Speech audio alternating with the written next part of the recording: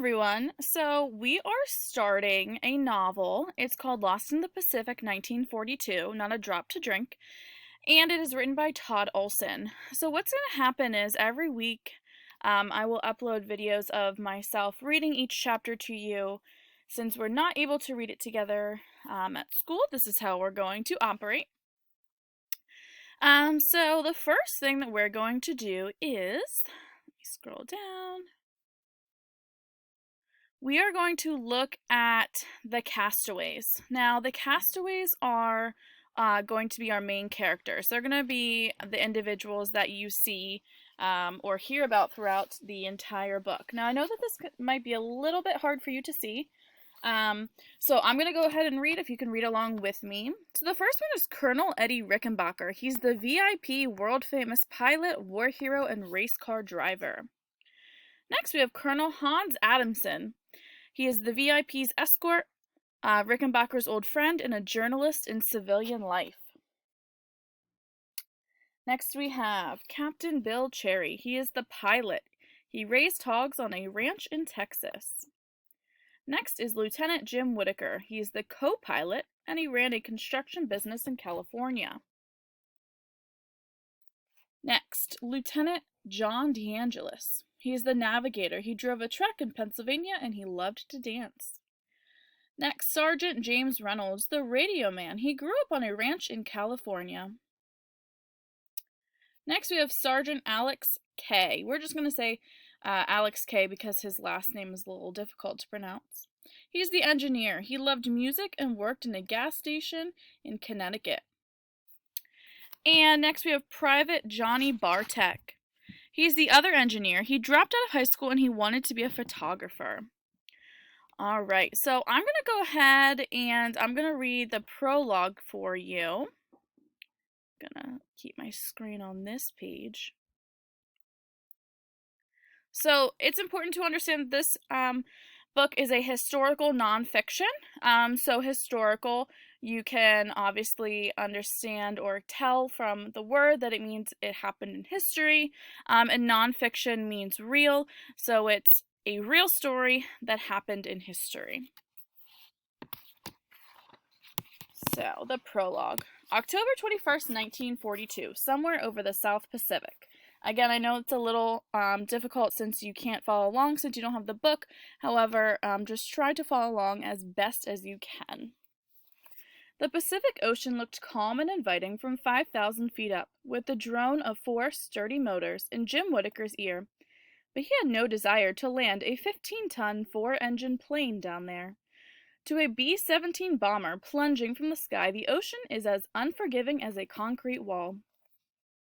Yet, by 1:30 p.m. on October 21st, 1942, that was the only option left.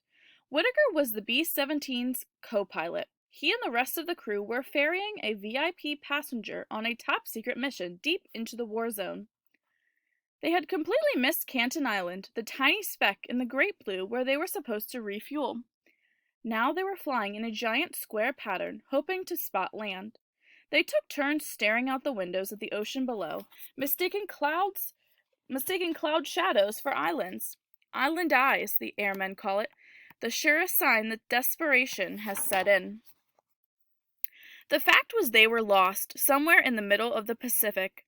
They were nearly out of fuel, and the only landing strip they had was a vast tarmac of water. No one knew exactly how they had lost their way.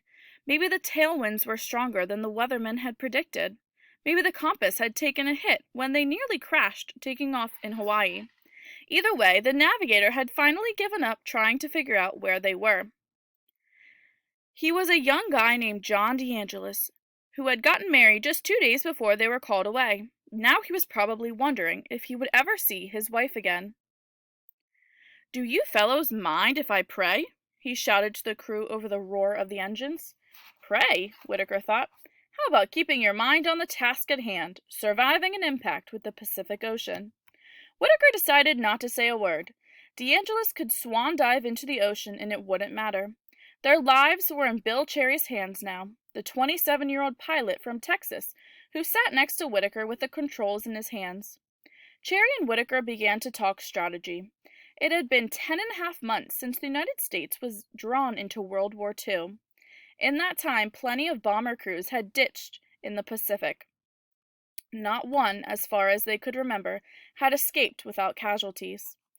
If the surface of the ocean were flat, it would be one thing, but today the water rose and fell in treacherous swells.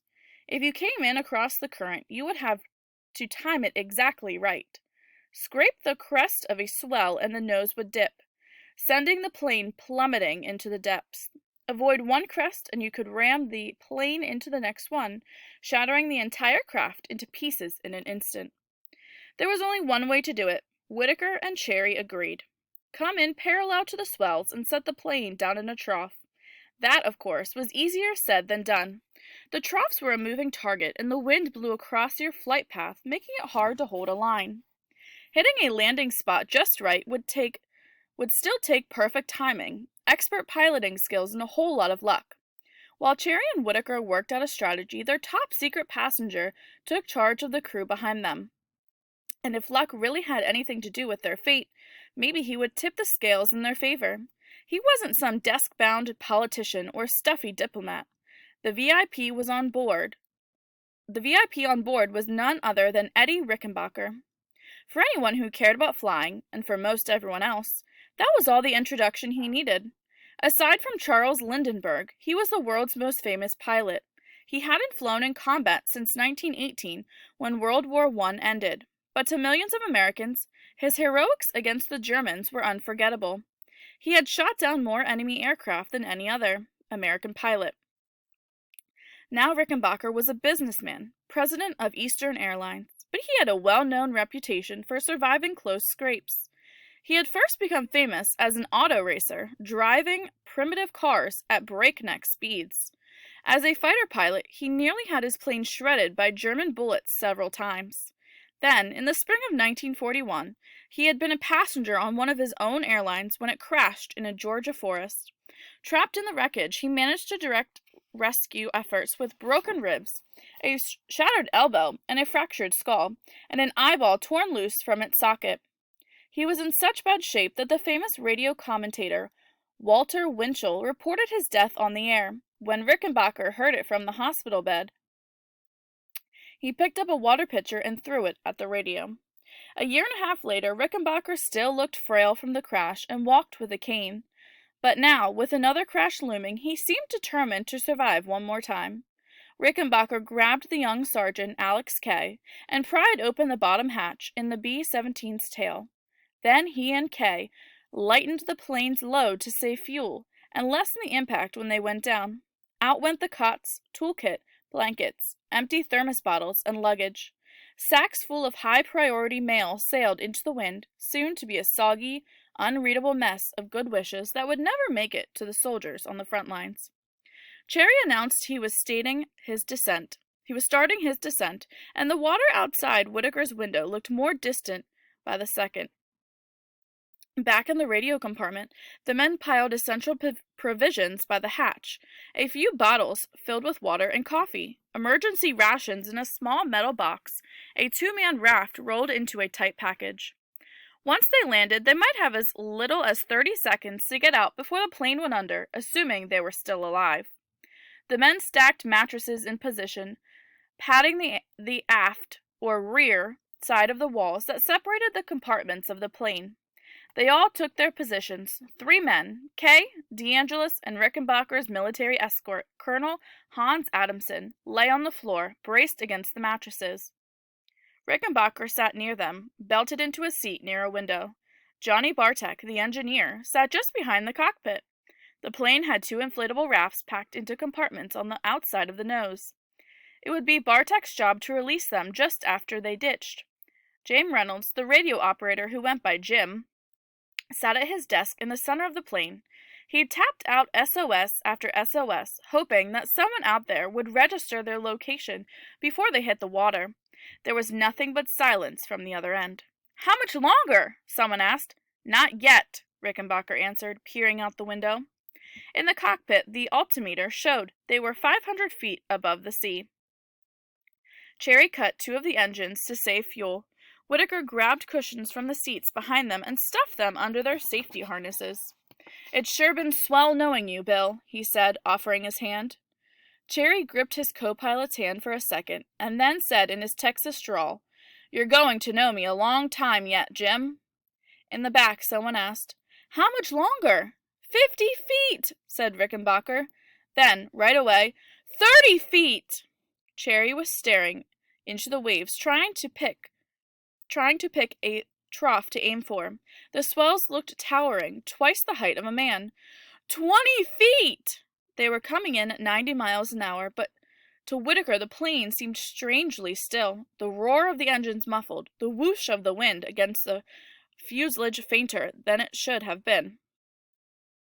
And then there was the radio, whining its lonely signal into the sky. 10 feet! Bartek reached above them and loosened a set of bolts. The wind snatched the door of the cockpit escape hatch and sent it hurling into the sea.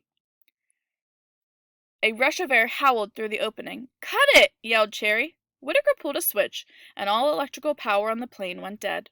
Cherry pulled back hard on the wheel, lifting the nose and ramming the tail into the water. Back in the radio compartment, the noise was deafening. Pieces of equipment had been bolted down a moment ago, flew through the cabin like shrapnel from a bomb. And then the belly of the plane hit the water. Whitaker exploded forward, and the safety belt tried to slice him in half. Pressure filled his head. His eyes strained against their sockets. He couldn't see a thing. He began to lose consciousness. And then, just as suddenly as it began, the pressure released. The belt went slack against his chest. His vision returned. They had gone from 90 miles an hour to a dead stop in less than 50 feet. He couldn't be sure who had survived and who had not. The Pacific Ocean was pouring fast into the plane, and no one in the big, broad world knew where they were.